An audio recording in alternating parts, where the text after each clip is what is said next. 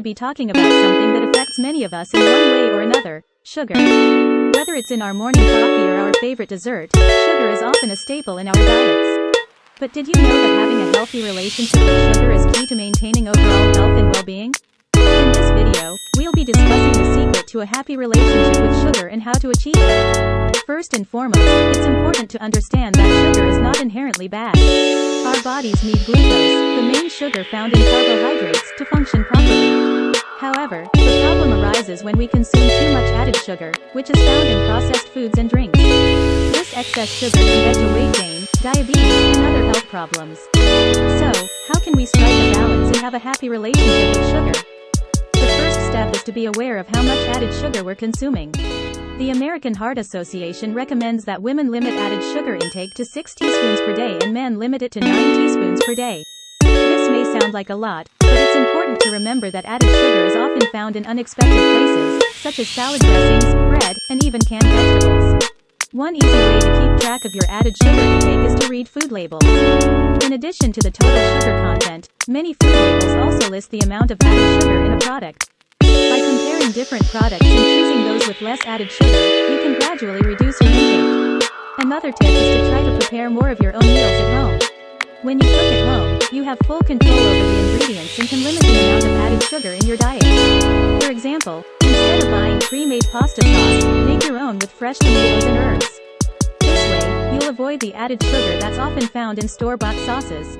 Next, try to gradually reduce your intake of added sugar by swapping out sugary drinks for water or unsweetened tea and coffee.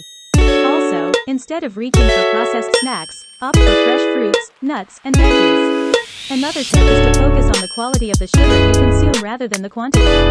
Instead of reaching for a processed candy bar, try having a small piece of dark chocolate with a high cocoa content. Dark chocolate is not only a source of antioxidants, but it also contains less sugar than milk chocolate.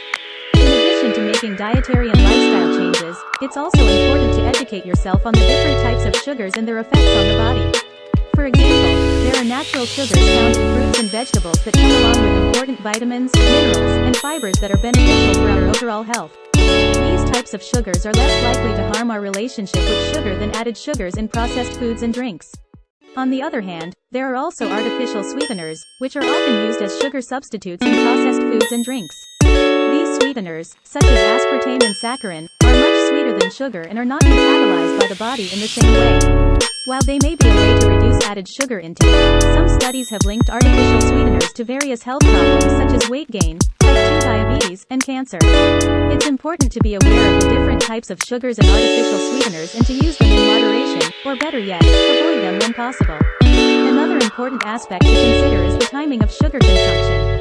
Eating a small amount of sugar as part of a balanced breakfast, for example, is less likely to have negative effects than consuming it in large amounts or close to bedtime. This is because when you eat sugar, your body releases insulin, which helps to lower the blood sugar levels but also leads to a crash in energy levels.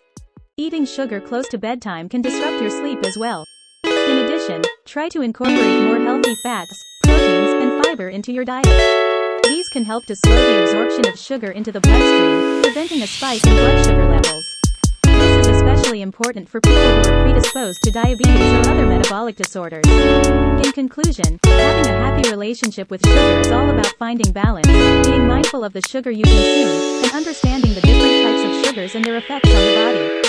By being aware of added sugar in your diet, reducing your intake of sugary drinks, preparing your own meals at home, swapping out processed snacks for fresh fruits and veggies, focusing on the quality of sugar you consume, addressing any emotional ties to sugar, exercising regularly, being mindful of the types of sugar you consume and timing of sugar consumption, you can achieve a happy and healthy relationship with sugar. Remember, it's all about balance and moderation, and it takes time to find the right balance for you.